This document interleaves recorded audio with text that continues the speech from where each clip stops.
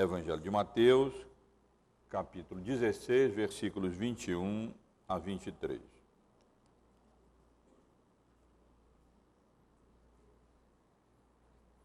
Onde lemos assim, irmãos.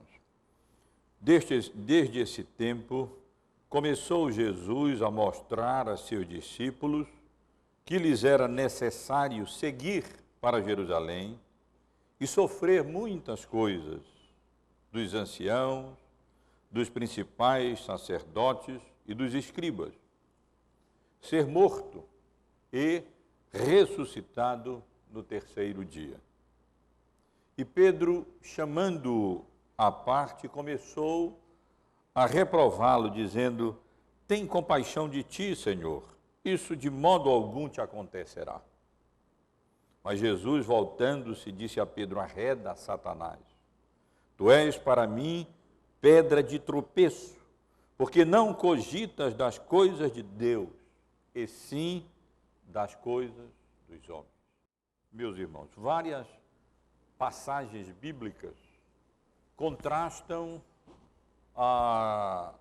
os pensamentos e a vontade humana com os pensamentos e a vontade de Deus.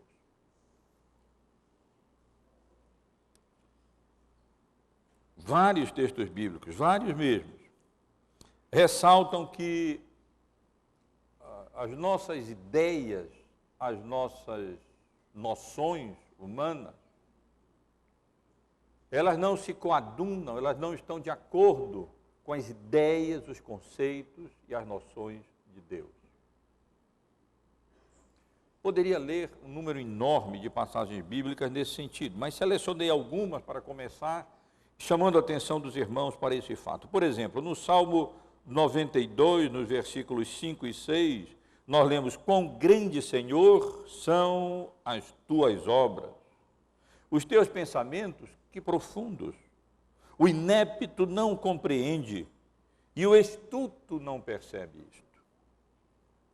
No livro de Provérbios, o provérbio número 14, provérbio 14, no versículo 20, nós lemos que há caminho que ao homem parece direito, mas ao cabo dá em caminhos de morte.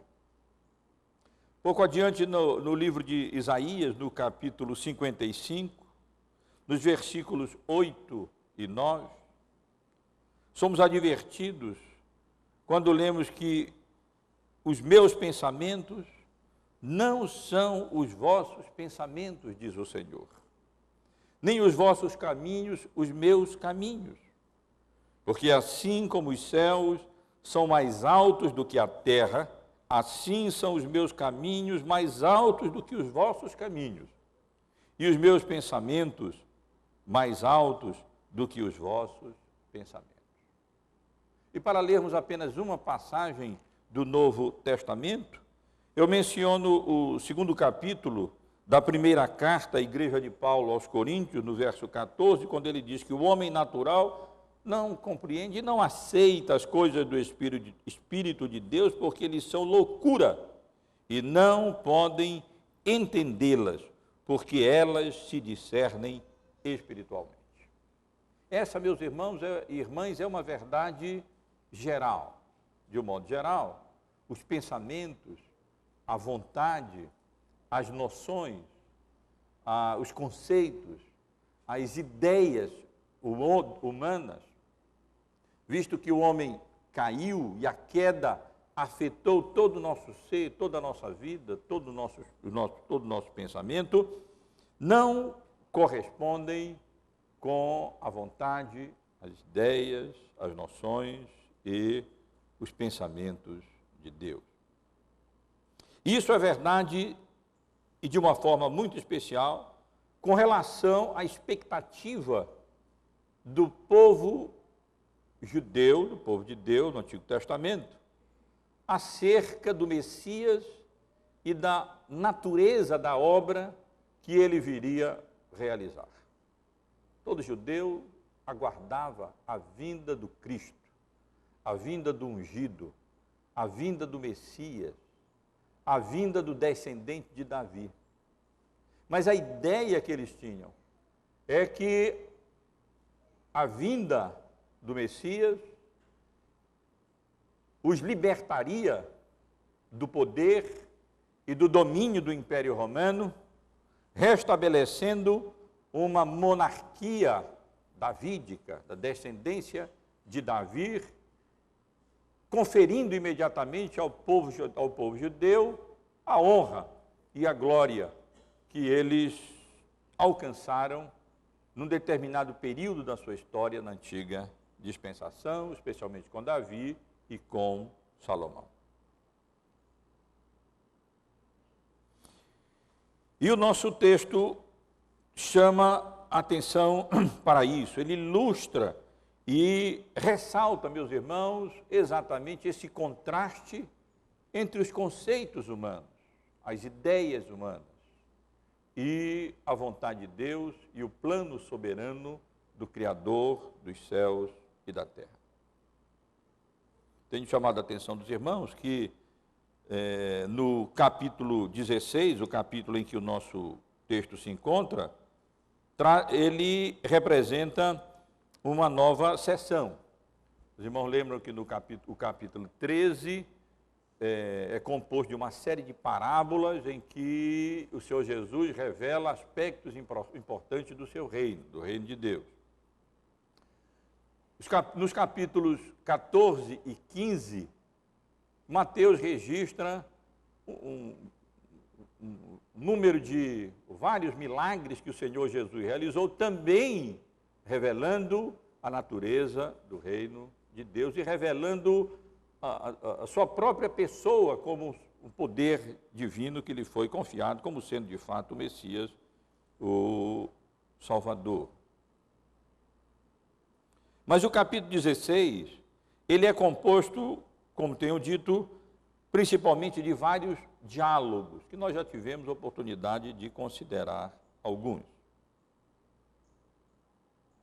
Os 12 primeiros versículos do capítulo 16, os irmãos devem lembrar, contém 2 diálogos relacionados, ligados pela expressão os fariseus e os saduceus. Primeiro diálogo provocado pelos fariseus e pelos saduceus, que foram a Jesus e pediram o sinal dos céus, diante de todos os sinais e manifestações da sua divindade que Jesus já havia concedido. E os versículos 5 e 6, o diálogo provocado por Jesus sobre os fariseus e os saduceus, quando ele admoestou os seus discípulos contra o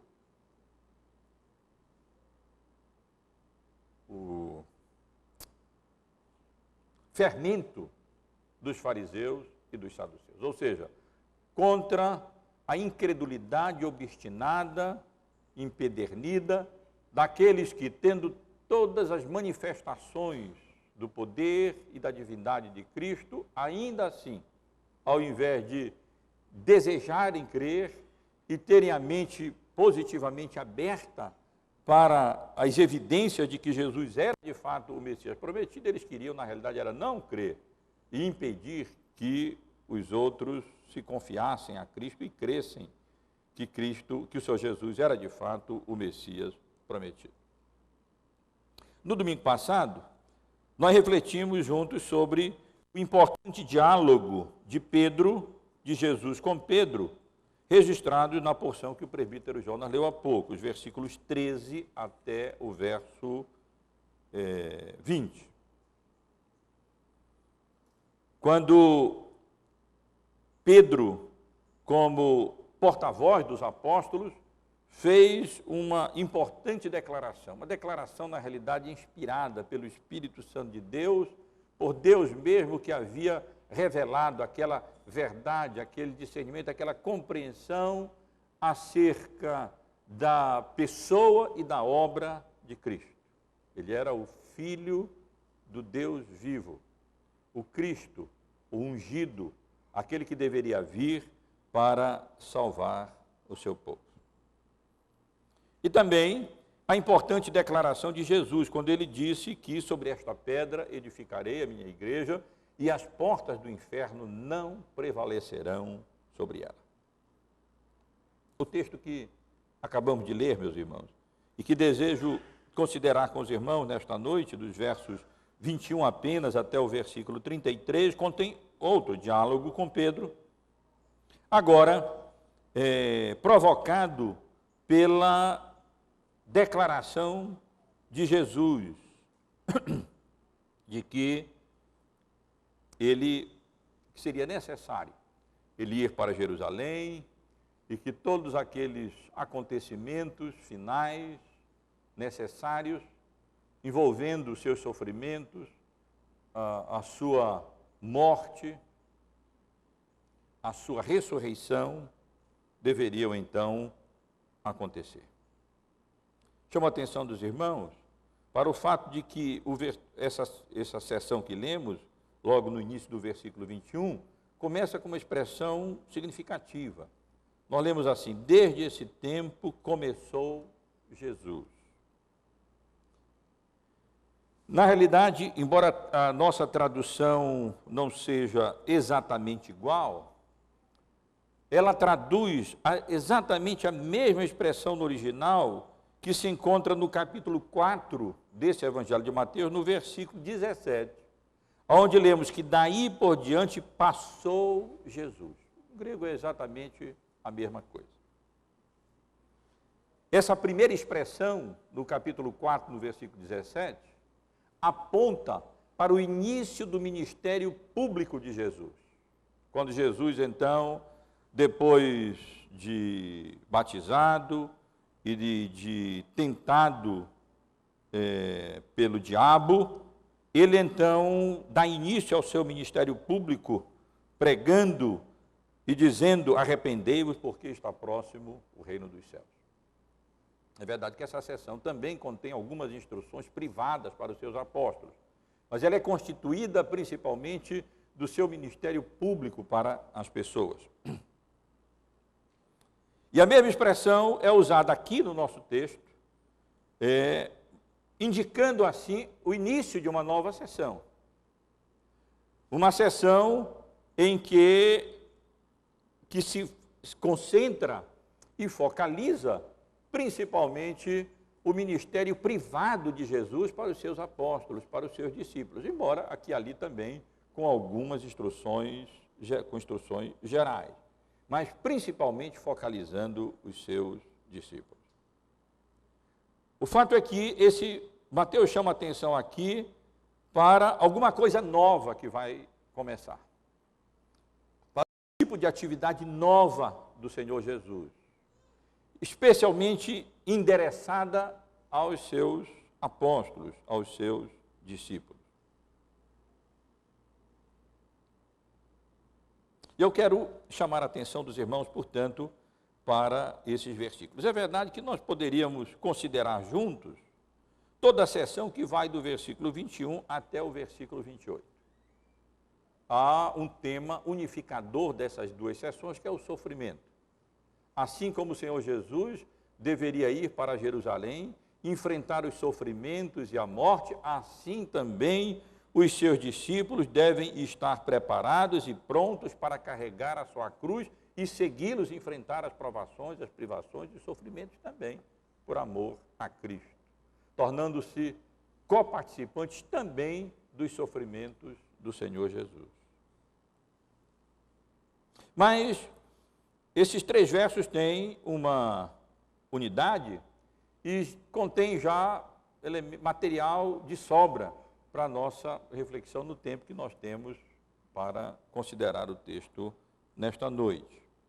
Nos concentrando nessa sessão, nesse ensino de Jesus sobre a necessidade da sua morte expiatória na cruz do Calvário, que, por outro lado, revela um plano de Deus. Poderíamos dar a essa mensagem esses títulos: o ensino de Jesus sobre a morte expiatória, sua morte expiatória, mas também o eterno plano de Deus, ou então, se quiséssemos só um tema sucinto, era necessário, porque, de fato, alguma coisa era absolutamente necessária e Jesus estava pronto para realizar aquilo que havia sido determinado. Então, eu chamo a atenção dos irmãos para esses 3 versículos. Cada um deles contém uma unidade menor. No primeiro versículo, nós encontramos o ensino de Jesus aos seus discípulos. Quando ele diz, então, desde esse tempo, quando Mateus registra que desde esse tempo começou Jesus Cristo a mostrar a seus discípulos que lhe era necessário seguir para Jerusalém e sofrer muitas coisas dos anciãos, dos principais sacerdotes e dos escribas, ser morto e ressuscitado no terceiro dia. Então, aqui, Jesus passa a ensinar alguma coisa a mais aos seus discípulos. Chama a atenção dos irmãos nesse versículo, primeiro para a natureza do seu ensino e depois para o conteúdo do seu ensino aqui para os seus discípulos. Com relação à natureza, trata-se de uma revelação. Nós lemos no versículo 24, no versículo 21, perdoem, que começou Jesus a mostrar aos seus discípulos.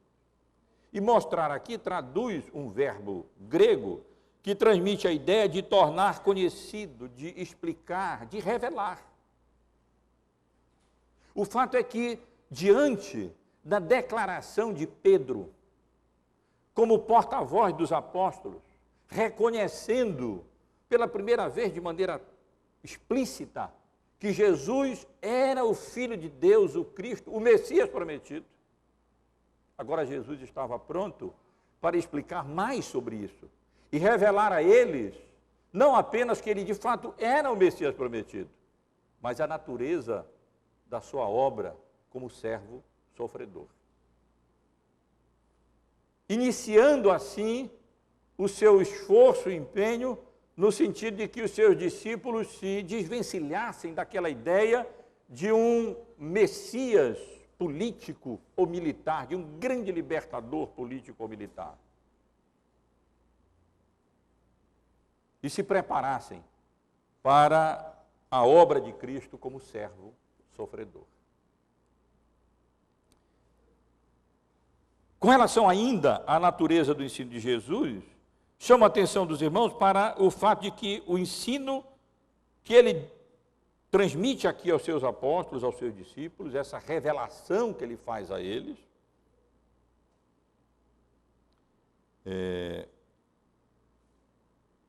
é acerca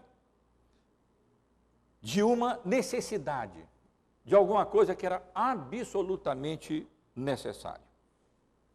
Quando Jesus diz, vejam o que é que nós lemos aqui, desde esse tempo, começou Jesus Cristo a mostrar a seus discípulos que, ele não diz que iria para Jerusalém, como se fosse apenas uma previsão. Nós não temos aqui apenas uma previsão de que ele iria para Jerusalém, iria sofrer na mão da liderança em Jerusalém, ia morrer e iria ressuscitar. Nós temos muito mais do que uma previsão.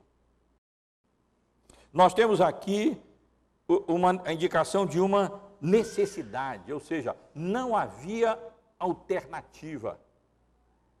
Não havia alternativa.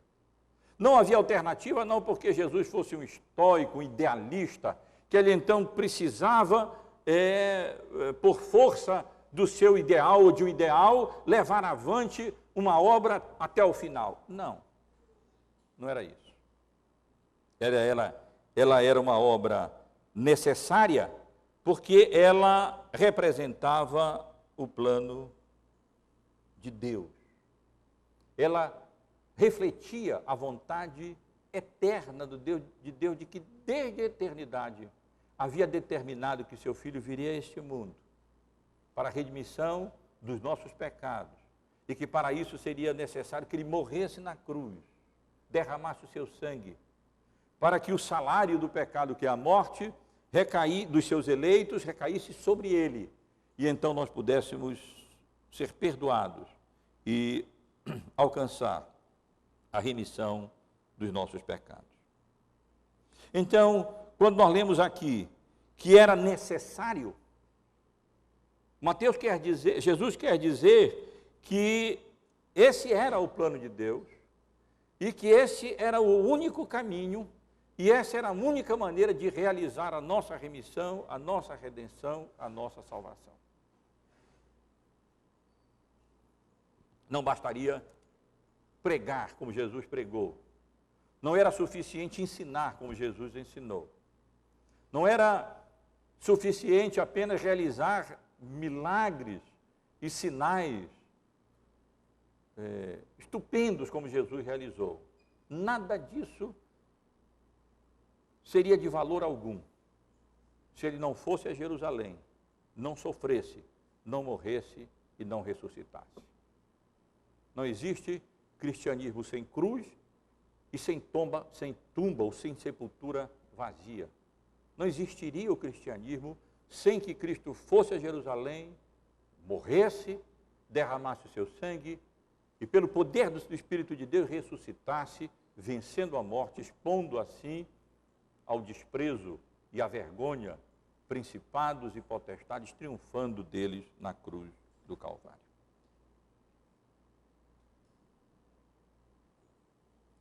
Por que que era necessário? Por que que não havia alternativa? Por que que o Senhor Jesus teria que ir a Jerusalém e ali morrer? Nós podemos responder essa pergunta de maneira variada e múltipla, mas podemos respondê-la talvez de maneira mais precisa, dizendo que primeiro por causa do nosso pecado. Por isso era preciso que Jesus fosse a Jerusalém. Por isso não havia plano B. Por isso a única alternativa era a segunda pessoa da Trindade se fazer carne, vir a esse mundo, viver de forma obediente e então consumar a obra da salvação, indo a Jerusalém e morrendo ali, expiatoriamente em nosso lugar, para a remissão dos nossos pecados. Foram os nossos pecados que tornaram inevitável a ida de Jesus a Jerusalém e a morte dele na cruz, para a remissão, o perdão e a expiação da culpa dos nossos pecados.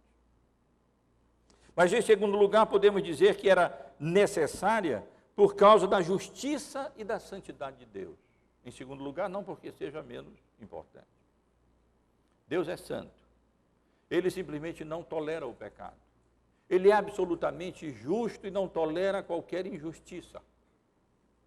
E, portanto, o único meio, a única maneira pela qual pecadores, culpados e merecedores da morte, do inferno, serem justificados diante de Deus, como já temos considerado em outra oportunidade, seria a segunda pessoa da Trindade, o próprio Deus, na pessoa do seu Filho, vir a esse mundo e assumir o nosso lugar, carregar sobre si a culpa dos nossos pecados e então morrer a morte que era nossa, sendo então crucificado e sacrificado em nosso lugar na cruz, para a satisfação da justiça de um Deus que é justo e para a satisfação da santidade de um Deus que é justo, para que ele pudesse então se relacionar conosco e nós pudéssemos então nos reconciliar com Deus e comungar com Ele, uma vez que quando Ele olha para nós, não vê mais os nossos pecados, mas o sangue purificador, perdoador, justificador do seu Filho derramado em nosso lugar na cruz. Era, portanto, a vontade soberana de Deus, e na realidade para isso Jesus tinha vindo a este mundo, para que ele morresse em nosso lugar, em última instância, e assumisse a nossa culpa, e então expiasse a culpa dos nossos pecados, através da sua morte e do seu sangue na cruz. Mas ainda com relação ao ensino de Jesus, nos versículos 21 aos seus discípulos, meus irmãos, se por um lado a natureza desse seu ensino era reveladora, e manifesta uma necessidade absoluta, com relação ao conteúdo, é sintetizado aqui por Jesus em quatro passos, ou em 4 itens. Primeiro, era necessário seguir para Jerusalém. Era necessário que ele desse esse passo final. Estava se aproximando o momento em que ele deveria realizar essa obra. E ele então estava preparando os seus discípulos para essa realidade. Ele teria que ir a Jerusalém, a cidade dos sacrifícios, para oferecer a si próprio como sacrifício pelos nossos pecados, como o Cordeiro de Deus que tira o pecado do mundo. Era necessário, portanto, que ele fosse para Jerusalém. E no templo onde os sacrifícios eram oferecidos, ele pudesse ser oferecido agora, como sacrifício definitivo, supremo, sendo ele mesmo o sumo sacerdote e ele mesmo o sacrifício de valor eterno pela culpa dos nossos pecados, pela nossa justificação, pela nossa santificação. Mas ele diz mais: era necessário ir para Jerusalém, e não apenas ir para Jerusalém, mas era necessário sofrer muitas coisas. Dos anciãos, dos principais sacerdotes e dos escribas. A palavra original aqui, traduzida como sofrer, pathos, no grego, é a palavra de onde vem paixão, os sofrimentos vicários de Cristo.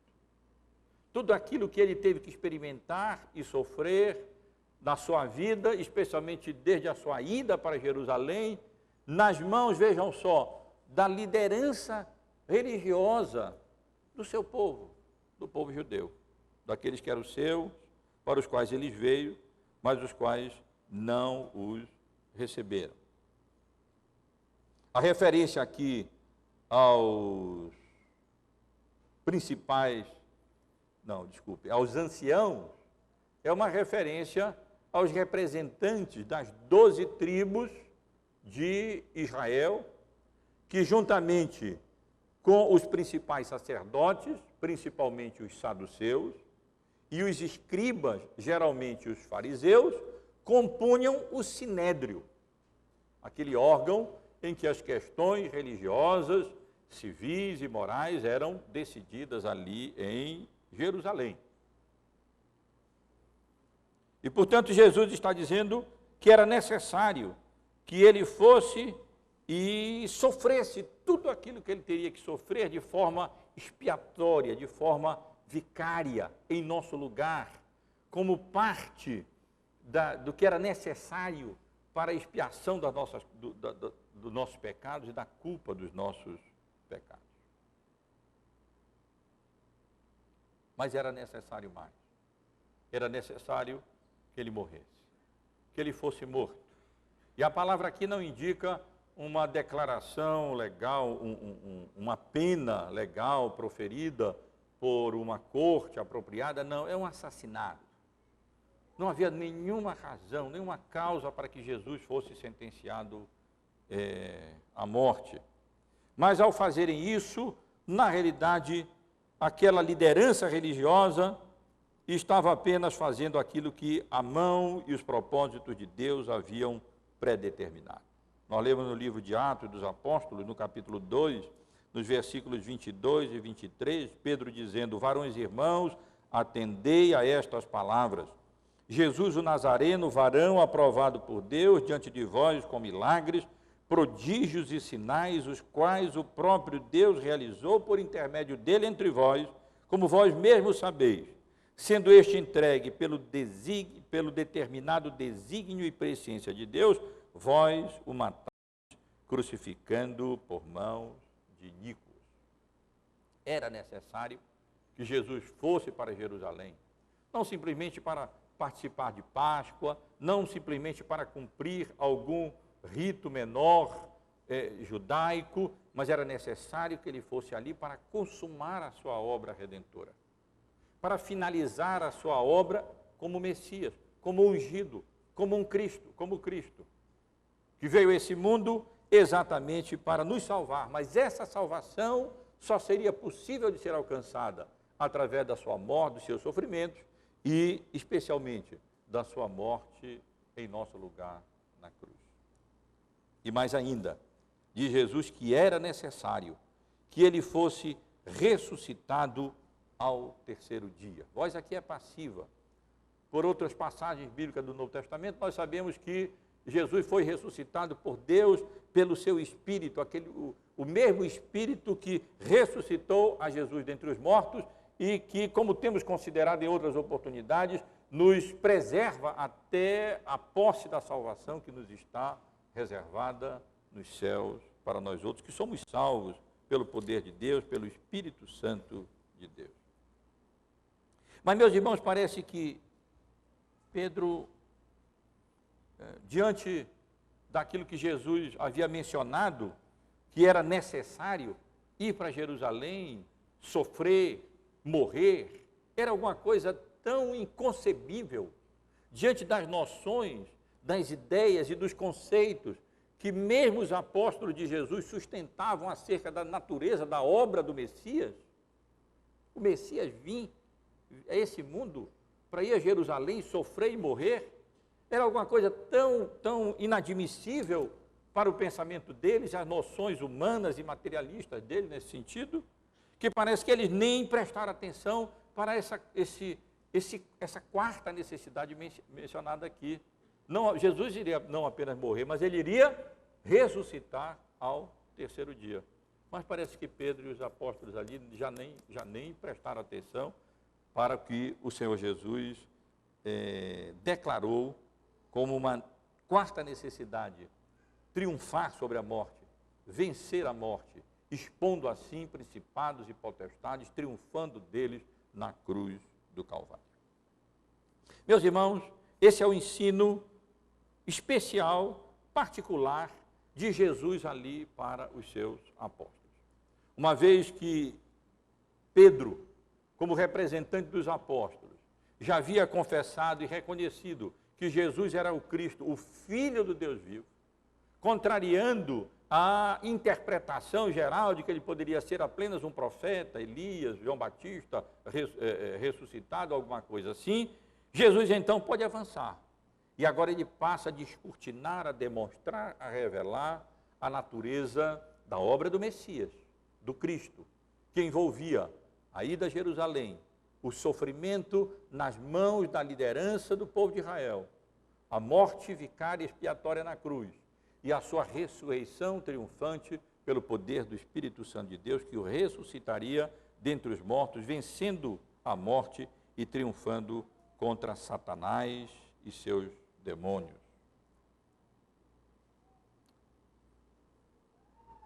Mas o versículo seguinte, o versículo 22, contém um protesto veemente de Pedro à declaração de Jesus.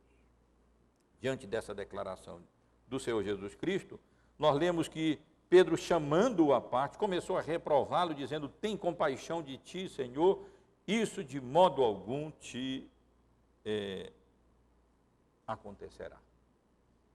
Chama a atenção dos irmãos, primeiro, para aquilo que Pedro fez, e depois para aquilo que Pedro disse. O que é que Pedro fez? Quando Jesus disse essas coisas, declarou essas coisas, vejam só a sua presunção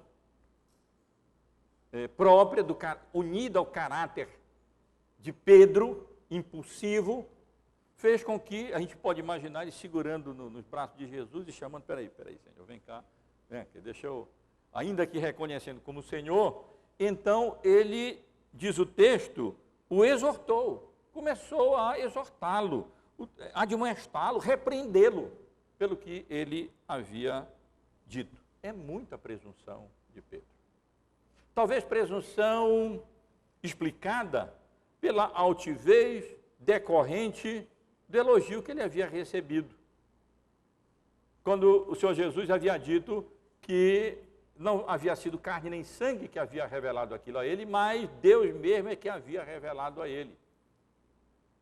E que sobre os apóstolos, inclusive ele, e sobre a declaração dos apóstolos, que tem como pedra angular a Cristo, a única pedra angular da igreja, a igreja de Cristo, a sua igreja seria estabelecida e as portas do inferno não prevaleceriam contra ela. Aí Pedro já achou que, na linguagem vulgar, estava com tudo, né? Tem um provérbio que diz que o homem é provado pelos louvores que recebe, pelos cargos que ele alcança, pelos graus que ele consegue alcançar, pelo dinheiro que ele consegue obter, pela posição social, pela riqueza. O homem é provado. E ele geralmente tende a se exaltar, a tal ponto que aqui Pedro se achou no direito de chamar Jesus à parte e, literalmente, no texto grego, admoestá-lo, exortá-lo e repreendê-lo pelo que ele tinha feito. E o que ele disse? Qual foi o objeto da repreensão de Pedro? Duas coisas. Ele disse: tem compaixão de ti, tem misericórdia de ti. E segundo, isto de modo algum te acontecerá. Como se Jesus não tivesse misericórdia dele, como se Deus não estivesse no controle. A insinuação indireta é que Deus não estava tendo misericórdia do seu filho.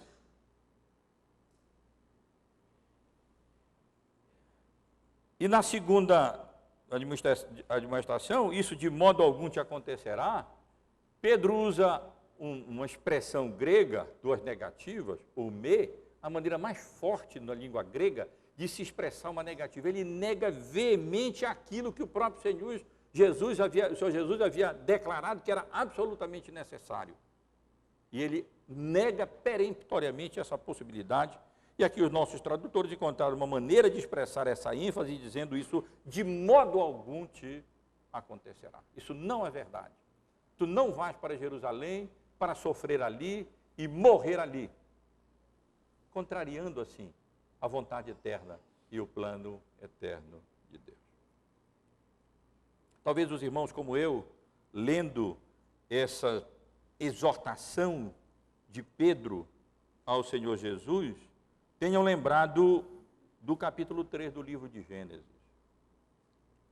Quando Satanás, a serpente, mais sagaz do que todos os animais selváticos que o Senhor Deus tinha feito, disse à mulher: é assim que Deus disse, não comereis de toda árvore do jardim? Respondeu-lhe a mulher: do fruto das árvores do jardim podemos comer, mas do fruto da árvore que está no meio do jardim, disse Deus, dele não comereis, nem tocareis nele, para que não morrais. Então a serpente disse à mulher: é certo que não morrerás, porque Deus sabe que no dia em que dele comerdes, se vos abrirão os olhos, e como Deus sereis conhecedores do bem e do mal. Deus havia dito uma coisa, mas Satanás, sutilmente e sagazmente, ali, da forma de uma serpente, como que toma Eva à parte, também segurando no braço e diz: não, foi assim que Deus disse. Não, mas não é assim. Tem misericórdia de ti. Não é assim. Isso não é verdade, isso não acontecerá. Não morrerás. Pelo contrário, se comeres do fruto proibido, terás entendimento, terás compreensão, se vos abrirão os olhos, sereis conhecedores do bem e do mal. Pelo menos, Jesus nos assegura que por trás de Pedro estava o mesmo personagem, quando ele diz: arreda Satanás. E posso ver também aqui alguma semelhança com o capítulo 4 do Evangelho de Mateus, quando o Senhor Jesus é levado ao deserto e é tentado pelo diabo. E tentado como? Exatamente tentando desviá-lo do seu propósito, oferecendo-lhe todos os reinos da terra, sem a necessidade da cruz, e da tumba, e do sepultamento, e da morte, e da ressurreição. Bastaria que ele prostrado lhe adorasse, e ele então lhe daria todos os reinos da terra. Tentando assim, Jesus, exatamente no mesmo sentido que Pedro está tentando aqui, ou seja, desviá-lo do propósito maior da sua vinda a este mundo e da sua obra como Messias, ou seja, a sua morte vicária, expiatória na cruz do Calvário.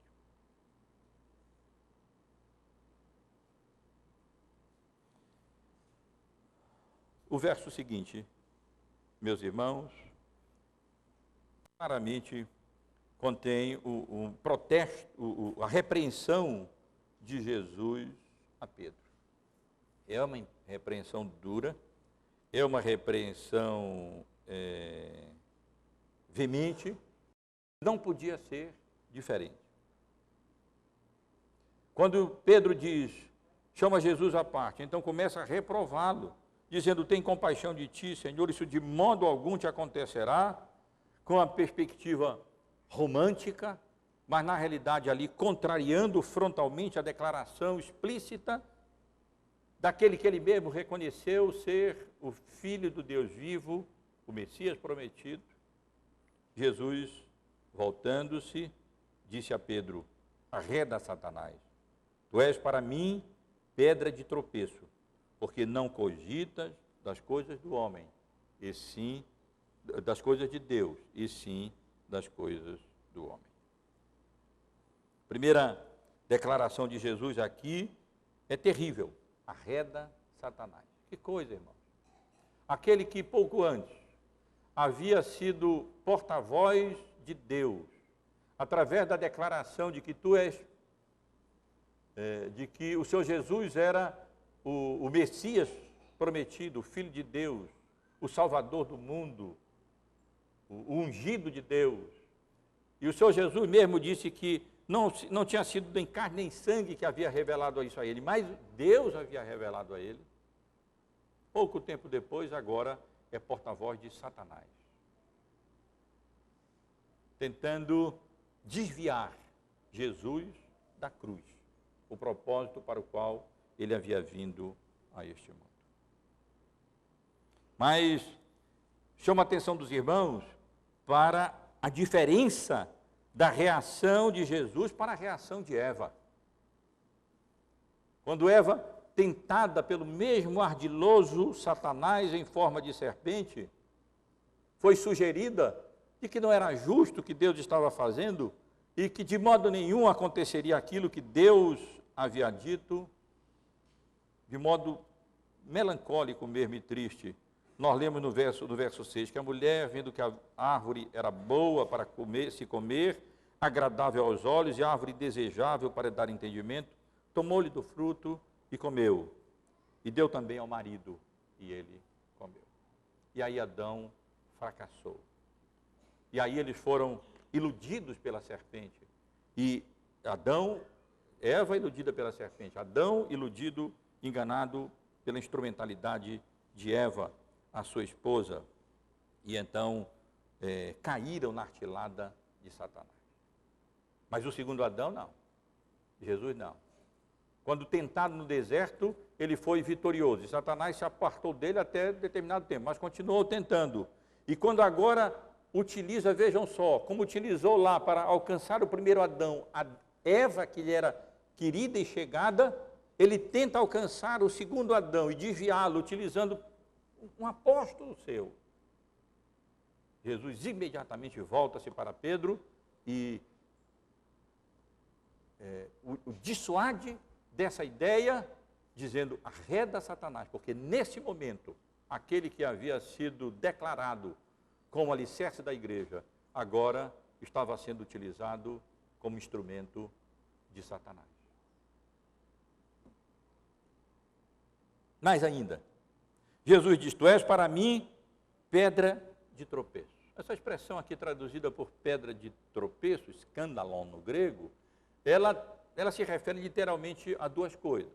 Primeiro, é um obstáculo, uma pedra no caminho que a pessoa pode servir de armadilha, tropeçar ali e cair. Mas a mesma palavra era usada para o que se colocava lá numa armadilha para pegar animais ou pássaros. Quando os animais então tropeçavam ali, então eles eram presos naquela arapuca, naquela armadilha que se fazia. A mesma palavra era usada nesse sentido. E de um modo geral, os irmãos podem perceber que a ideia é a mesma. Na realidade, Jesus está dizendo aqui que nesse momento, aquele que tinha sido instrumento da revelação divina acerca da natureza, da pessoa do Messias e da obra do Messias, agora ele estava funcionando como agente de Satanás, tentando levar Jesus à queda, agarrá-lo numa armadilha e a fazer com que ele então tropeçasse nessa pedra ou fosse pego nessa armadilha e então tentado se desviasse da cruz e não consumasse a obra que como Messias, Deus, homem, tinha vindo a esse mundo para realizar, consumando assim o grande plano da salvação, o grande plano da redenção historicamente, morrendo em nosso lugar na cruz.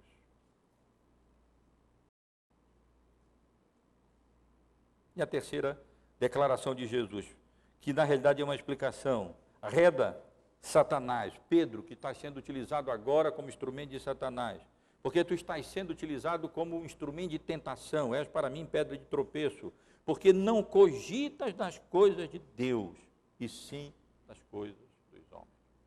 Jesus está dizendo, tu não tens em mente as coisas de Deus, tu tens a mente tomada pelas coisas dos homens.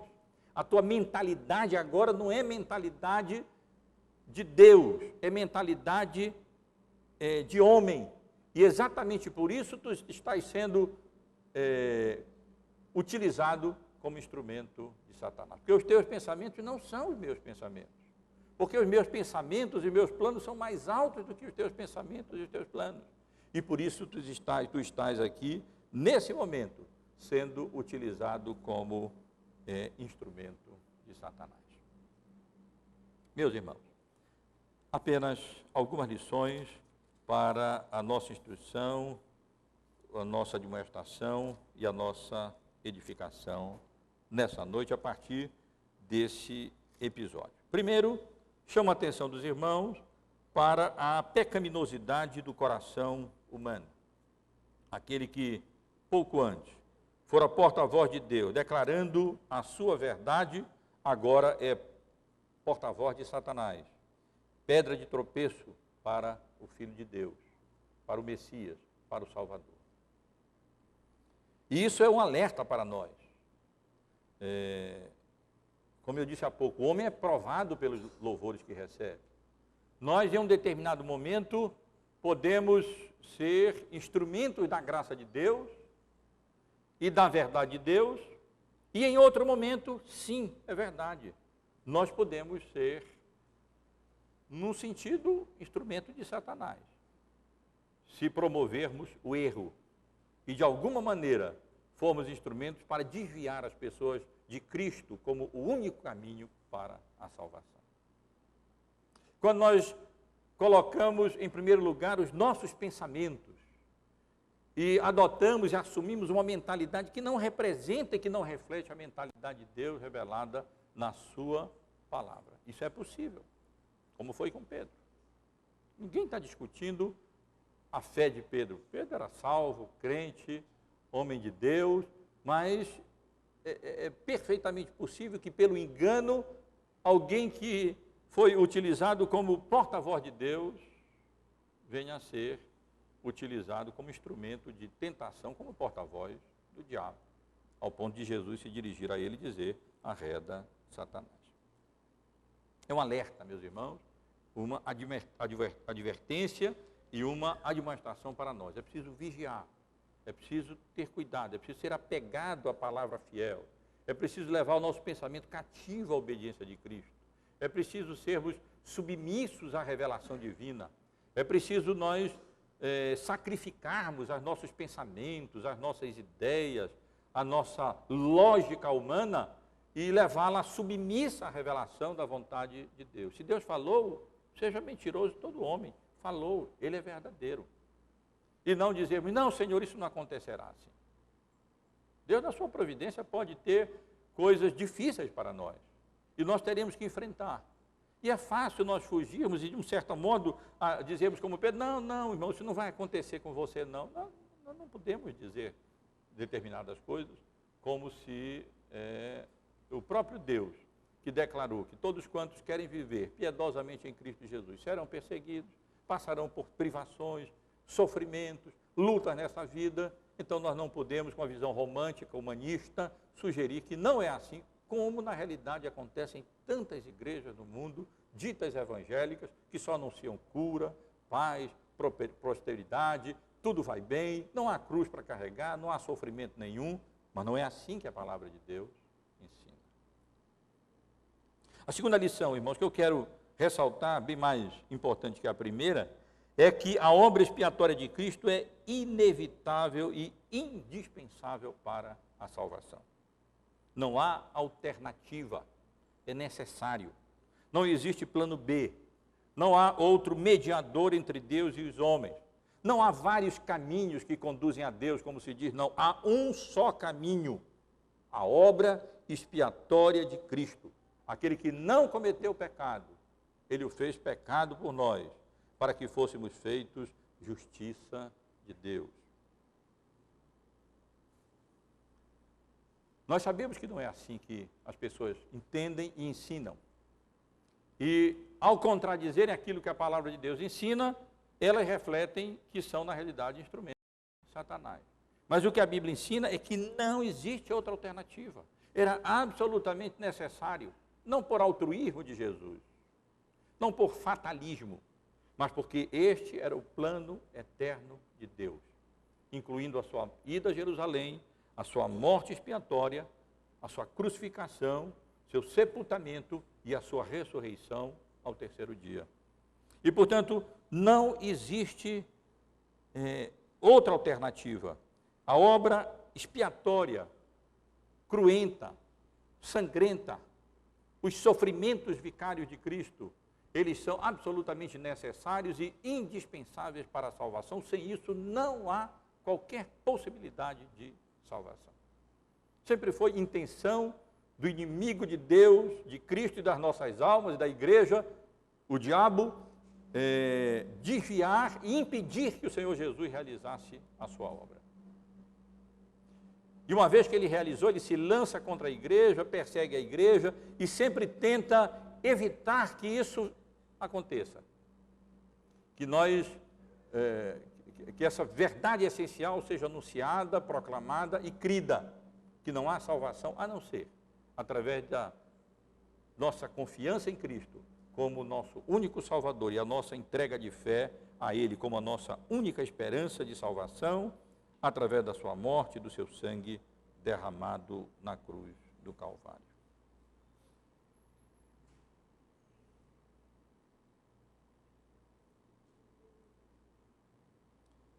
E isso, meus irmãos, porque o nosso pecado e a justiça de Deus, como eu disse, exigem. Portanto, sem derramamento de sangue, não há remissão de pecados. Nós somos pecadores, nós nos tornamos culpados, o salário do pecado é a morte, não havia outra alternativa.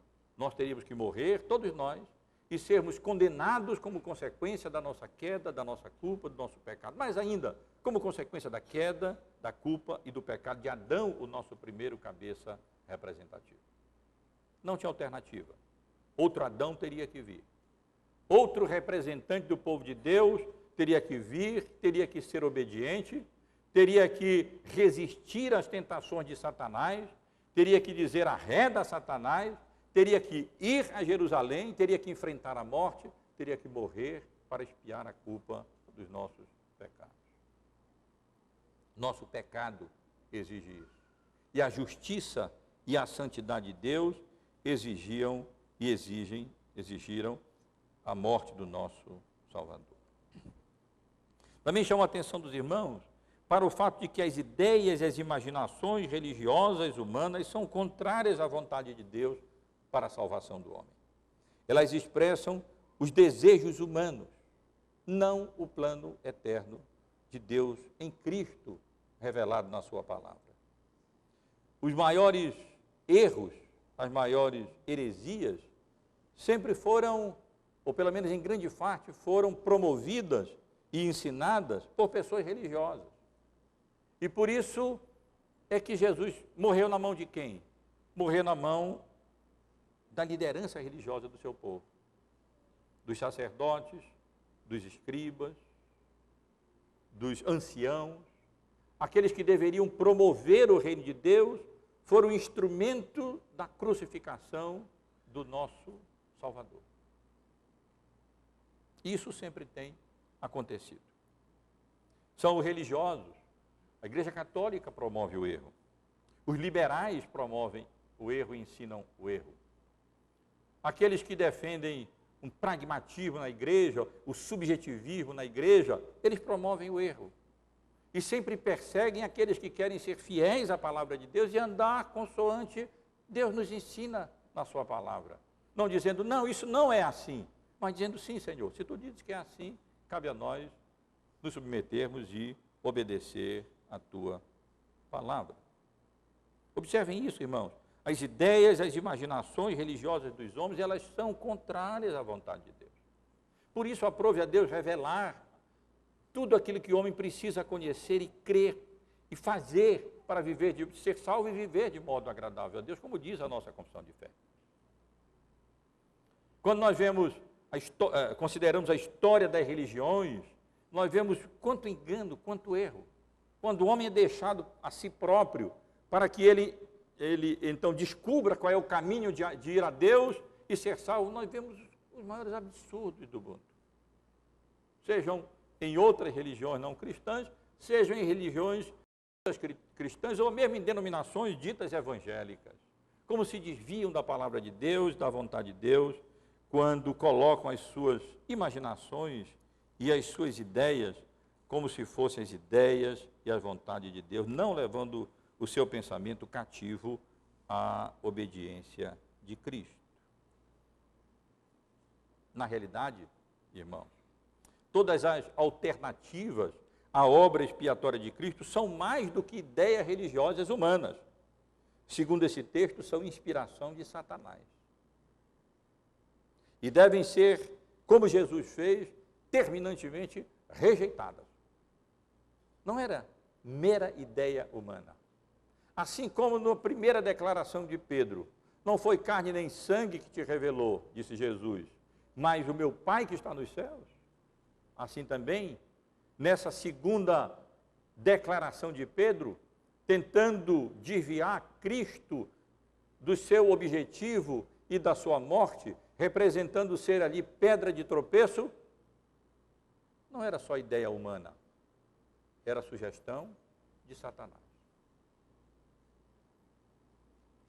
Quero concluir, meus irmãos, apenas chamando a atenção para o fato de que esse mesmo Pedro, que a essa altura encontrou tanta dificuldade para compreender que a obra, a natureza da obra do Messias, que ele mesmo havia professado e confessado, deveria incluir os sofrimentos vicários, a morte na cruz e a ressurreição de Cristo. Com o tempo ele aprendeu. Vejam que Jesus aqui apenas começou a ensinar essas coisas aos discípulos. Ele continuou. Várias vezes nós vamos encontrar a partir daqui Jesus alertando os seus discípulos: é necessário que eu vá a Jerusalém, que eu morra, ressuscite, e esclarecendo e explicando. É verdade que mesmo depois da morte eles ainda tiveram dificuldade de compreender isso. Mas depois da ressurreição do Senhor Jesus, isso foi se tornando cada vez mais claro. E na primeira carta de Pedro, para concluirmos, irmãos, podemos ler no capítulo 1,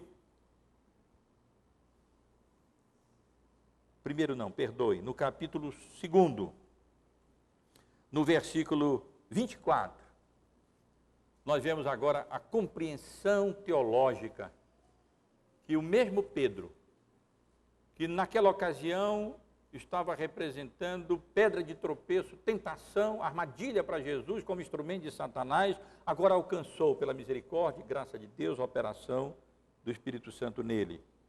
Vou ler também a partir do versículo 23.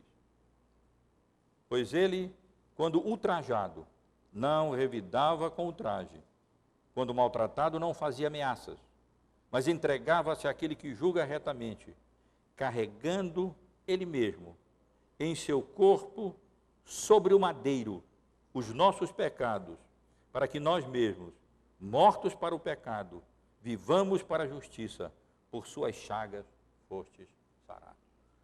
Pedro agora, iluminado, aqui também não foi carne nem sangue, mas o Espírito Santo de Deus revelou a Pedro e iluminou a Pedro, através dos próprios ensinos de Jesus, de tal maneira que ele pôde compreender, não, realmente era necessário que ele fosse a Jerusalém, que ele padecesse muitas coisas nas mãos dos anciãos, dos escribas, dos fariseus, dos sacerdotes, que ele morresse e que ele ressuscitasse para a nossa salvação.